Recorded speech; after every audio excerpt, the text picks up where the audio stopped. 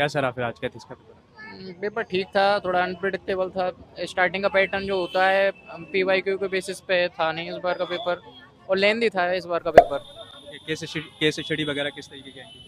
Case study यानी या तो जो करंट के मुद्दे रहे थे उनसे कनेक्ट किया है इस बार, या फिर जैसे इकोनॉमी, आईआर, उनसे कनेक्ट किए हैं। जैसा सोचा था वैसा नहीं आया कि डिफरेंट आया? स्टार्टिंग का पैटर्न नहीं था, बाकी का केस स्टडी सही थी। मैंने केस स्टडी को फॉलो किया था पहले, स्टार्टिंग उसी से की थी। जैसे प्रैक्टिस करके आए थे, जैसे पढ़ा था, उस तरीके उससे थोड़ा डिफरेंट था?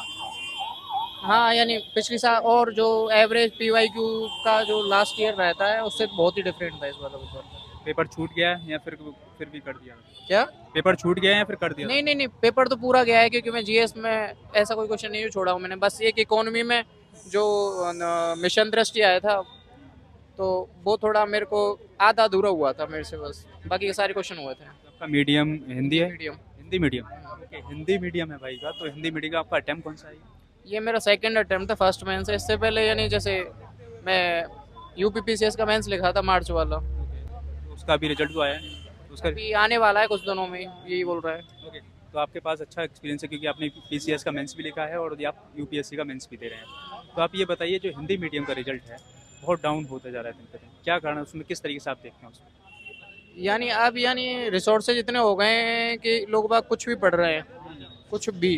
एक बुक उठा ली, उसको पढ़े जा रहे पढ़े जा रहे पढ़े जा रहे हैं, ना ही पीवाई क्यू सॉल्व कर रहे हैं, ना ही टेस्ट वगैरह दे रहे हैं। तो वो चीज़ सही रहती है, यानी गलत रहती है ये चीज़। क्या अगर तुम कुछ भी पढ़े जा रहे हो, कुछ भी पढ़े जा रहे हो, पीवाई क्यू सॉल्व नहीं कर रहे हो, उसका बैकग्राउंड चेक नहीं कर रहे हो, तो उसका कोई मतलब नहीं है।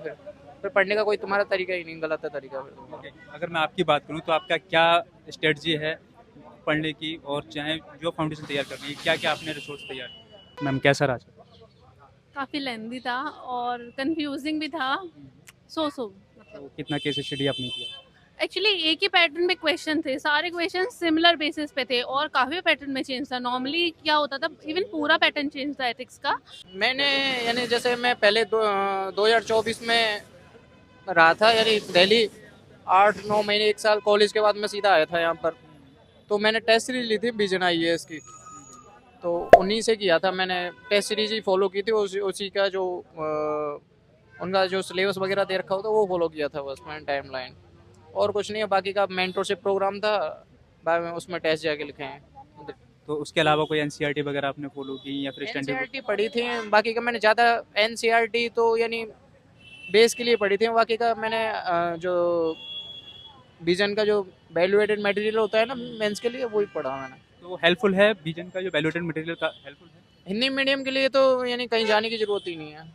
सफिशिएंट है? हाँ, करंट फॉलो करो और वो वैल्यूएटेड मटेरियल उसी से। यानी जीएस फर्स्ट में तो मेरे यानी 8-7 क्वेश्चन तो उसी में से फंसे सीधे। सोसाइटी हुआ, जैसे जैसे गवर्नेंस हुआ, और गवर्नेंस सेकंड में हुआ, और यानी ज्योग्राफी हुआ।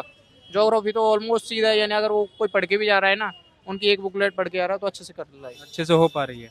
ओके, तो आपने अपनी आंसर राइटिंग अप्रोच कैसे तैयार किया, कैसे आंसर आंसर राइटिंग के लिए मैंने टॉपर्स कॉपी होती है ना, कम से कम मैंने 200 से 300 यानी जितने टॉपर्स थे सबकी ऑलमोस्ट पढ़ी थे, उनसे नोट्स बनाए थे, वही फॉलो किया मैंने। बहुत सारे जो एस्पिरेंट हैं समझते नहीं है कि टॉपर्स कॉपी से कैसे नोट्स बनाए, तो अब क्या अप्रोच थी आपकी, कैसे आप नोट्स तैयार करते थे उनकी टॉपर्स कॉपी से? यानी उनसे पहले पढ़ो उनको, फिर उसको पीवाईक्यू थीम पे जाओ, पीवाईक्यू करो, 6 से 7 साल के वो पीवाईक्यू पढ़ते जाओ, तो इससे एक फॉर्मेट समझ आ जाएगा, एग्जामिनर का तरीका समझ आ जाएगा तुम्हें।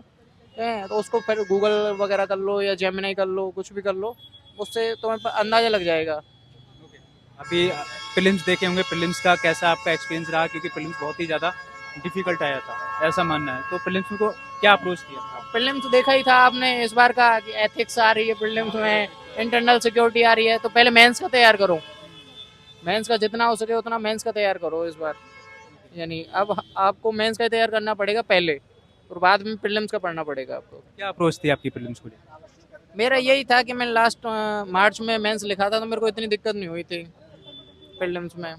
मैथ और जैसे सी सेट देखा होगा, सी सेट को कैसे देखते थे कि सी सेट अब बहुत ज़्यादा डिफिकल्ट होता जा रहा था, सी सेट लोग बाहर हो रहे थे?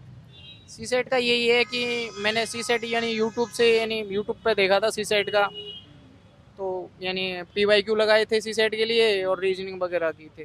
टेस्ट सीरीज आपने प्रीलिम्स के लिए लगाई थी? हाँ, प्रीलिम्स के लिए लगाई थी, मैंने विजन की लगाई थी। अपनी टेस्ट सीरीज सारी लगाई थी जो आती हैं मैंने 22? PYQ पे ज़्यादा फोकस किया था, उसके नोट्स बनाए थे PYQ के, और विजन के जो टेस्ट सीरीज है वो की सॉल्व। एक तो विजन आईएएस अपने पीवाईक्यू रिलीज करता है, आपने वो फॉलो किया था या अनसोल्ड? हाँ, वो भी किया था फॉलो, उनके निकलवाए थे मैंने। 10 इयर्स वाले? हाँ, 10 इयर्स फॉलो निकलवाए थे वो सफिशिएंट थे, वो समझ में आ रहा था किस तरीके से थी वो सारी चीज़? मेरे को उनको उनका समझ में नहीं आया था, बट मैंने उनका जो मेन पेपर होता है ना ऑफिशियल साइड पे, वो निकलवा के उसी में नोट्स बनाए थे। जैसे मेरा मीडियम हिंदी है तो मैंने इंग्लिश में यानी नोट्स बनाए थे उसके, जो मेरे पे आ नहीं रहा, जो मेरे को ऑप्शन अटपटा लग रहा है तो मैं सर्च करके वहीं लिखता था।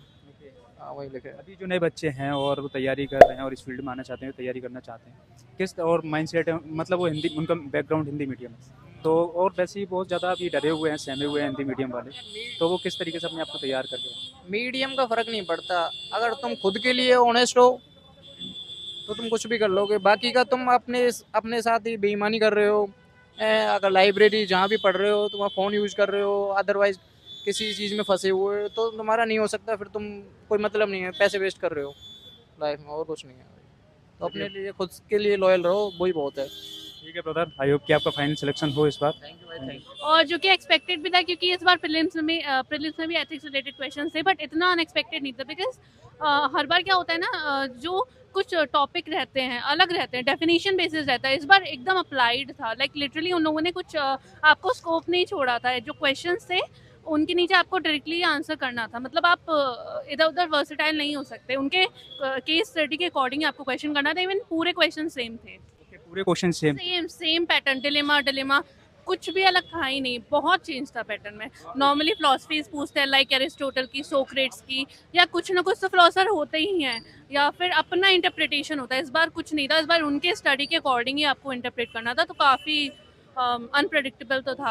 आप बताएंगे आपने कैसे स्टार्ट किया, इंट्रो क्या रखा था, किस तरीके की कल्पना आपने उसमें? इंट्रो का स्कोप भी उतना नहीं था एक्चुअली, केस स्टडी था, उसके अकॉर्डिंग ही आपको आंसर करना था। बहुत डायरेक्ट क्वेश्चन थे, like what would you do in such a situation, तो आपको उतना स्कोप नहीं था। नॉर्मली क्वेश्चन क्या होते थे, व्हाट इज इंटेग्रिटी या व्हाट इज परसिवरेंस, तो उसमें आप डिफाइन करते थे, उसके बाद आप वर्सेटाइल एग्जांपल देते थे।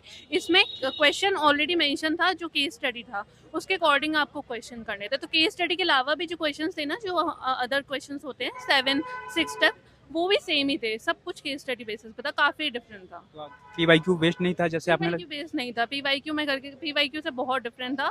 एक ही पैटर्न पे था, सेम। आपका स्कोप जो एक्सप्लेन करने का है बहुत ज्यादा लिमिट कर दिया था इसमें। टाइम मैनेजमेंट अच्छे से हो गया, कुछ क्वेश्चंस छूट भी गए? नहीं, मेरा तो मैनेजमेंट हो गया था। लास्ट का केस स्टडी था, उसके कुछ लास्ट का केस स्टडी थोड़ा सा मतलब गया है, बट इट्स ओके, मेरा हो गया था उतना।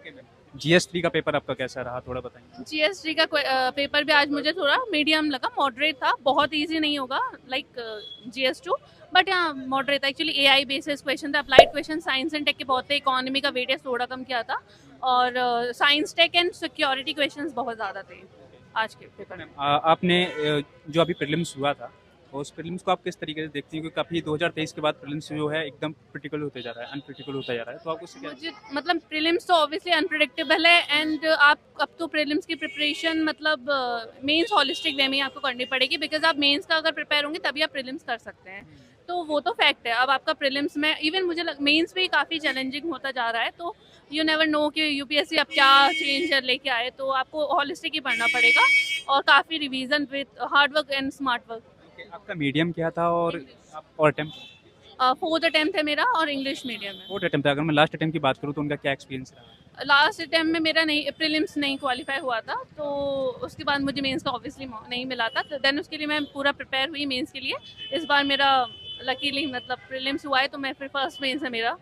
जब इतना इस तरीके का प्रीलिम्स आया था तो क्या अप्रोच रही आपकी प्रीलिम्स को लेकर, कि जो नए बच्चे हैं वो जानना चाहते हैं किस तरह की आपकी अप्रोच रही? मुझे लगता है कि मेरी मेंस रेडी जो प्रिपरेशन थी वो मुझे प्रीलिम्स में काफ़ी बेनिफिट की, एंड प्लस जो कामनेस मेंटेन करनी होती है, बिकॉज प्रीलिम्स का पेपर सबके लिए अनप्रेडिक्टेबल था। डजेंट मैटर आपकी प्रिपरेशन फर्स्ट अटेम्प्ट है या सेकंड अटेम्प्ट है या 4th या 6th है, तो मुझे लगता है कि आपको पेपर देके तो काम मेंटेन होना पड़ेगा। लाइक इवन मेंस के पेपर में भी, बिकॉज आप सब कुछ भूल जाएंगे अगर आप पैनिक कर जाएंगे। सेम प्रीलिम्स में भी हुआ था, क्योंकि क्वेश्चन बिल्कुल अनप्रेडिक्टेबल था, तो वहाँ पे आपको एटलीस्ट आपको इतना स्टेबल रहना है कि जो आ रहा है उसको एटलीस्ट अटेम्प्ट करो। लाइक इस बार की मेरी प्रीलिम्स की स्ट्रेटेजी यही थी कि मैंने 95 का जो अप्रोच में लेके गई थी प्रीलिम्स में, जो प्रीवियस ईयर के क्वेश्चन बेसिस पे था, वो मेरा 70 पे हो गया ऑटोमेटिक, बिकॉज वो पेपर देख के था कि नहीं हो सकते कुछ क्वेश्चंस, तो वो भी मुझे लगता है बेनिफिट किया मुझे वहाँ। Presence of mind I think it's important for the exam.